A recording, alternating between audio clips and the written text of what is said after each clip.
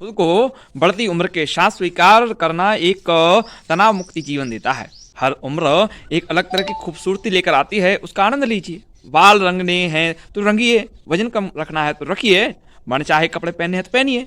बच्चों की तरह खिलखिलाइए, अच्छा सोचिए, अच्छा माहौल रखिए। शीशे में देखते हुए अपने अस्तित्व को स्वीकारिए।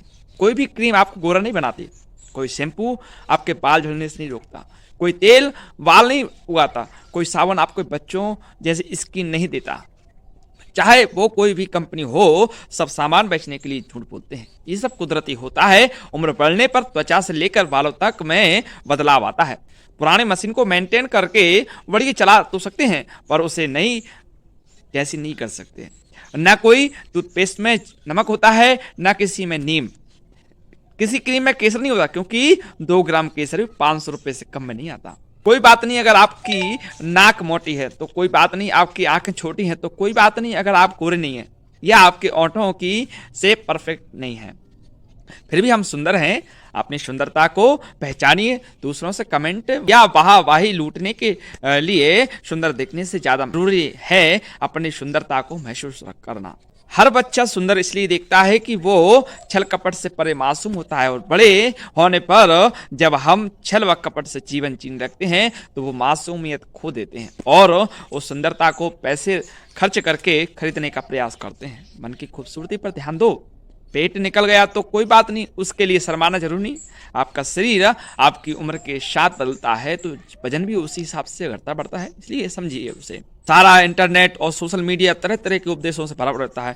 यह खाओ, वो मत खाओ, ठंडा खाओ, गर्म पियो, कपाल भाती करो, सवेरे नींबू पियो, रात को दूध पियो, जोर से सांस लो, लंबी सांस लो, दाहिने से सोइए, बाहिने से सोइए, हरी सब्जी खाइए, दाल में प्रोटीन है, दाल से क्रिएटिनिन बढ़ती है। अगर पूरे एक दिन सारे उपदेशों को पढ़ने लगे तो पता चला ये जिंदगी बेकार है, ना कुछ खाने को बचेगा ना कुछ जीने को।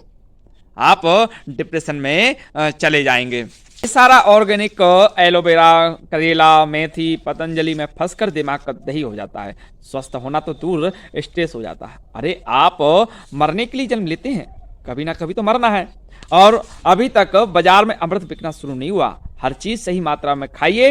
हर वो चीज थोड़ी थोड़ी जो आपको अच्छी लगती है। भोजन का संबंध मन से होता है और मन अच्छे भोजन से ही खुश रहता है। मन को मारकर खुश नहीं रहा जा सकता।